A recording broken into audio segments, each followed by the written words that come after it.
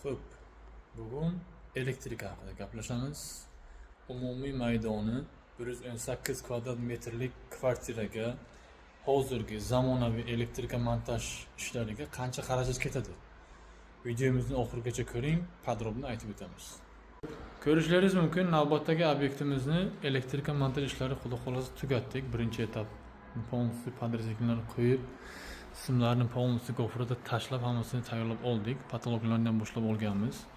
Ko'pchilikni qiziqtirgan umumiy maydoni 118 kvadrat metrlik kvartiraga elektrika montaj ishlariga usta haqidan tashqari qancha xarajat ketadi?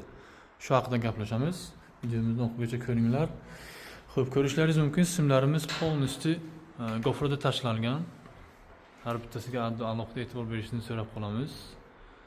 Bitta podключениесі qolgan, ishlarimizni ham qo'yib oldik. Ishlarimizga alohida e'tibor berishingizni so'rab qolamiz. Firmasi, EEK firmasi, rossiya firma. Ko'rishlaringiz mumkin. Hammasi komplektatsiya bitta firmaniki bo'lyapti.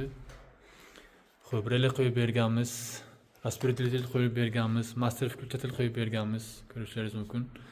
Oxirgi zamonaviy montajlar nima kerak bo'lsa agar hozirgi sharoitda hammasi shu ishimizda mavjud.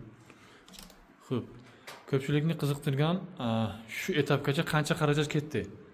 Polностью simlar, gofra, simlarimizni ham ko'rishlaringiz mumkin. Oddiy 2 ga 2,5 yo 1 ga 1,5 emas, 3 ga 1,5, 3 ga 2,5 simlardan foydalanganmiz. Uyimizda zazimleniya borligi uchun.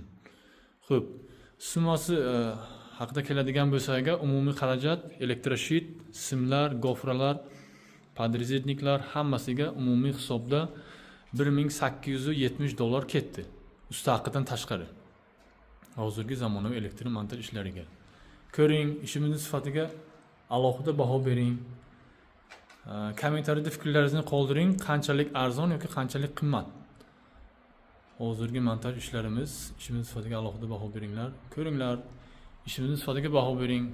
Sizlarga ham shunaqa hozirgi zamonaviy elektrika montaj ishlari kerak bo'lsa agar bizni jamoaga murojaat qiling.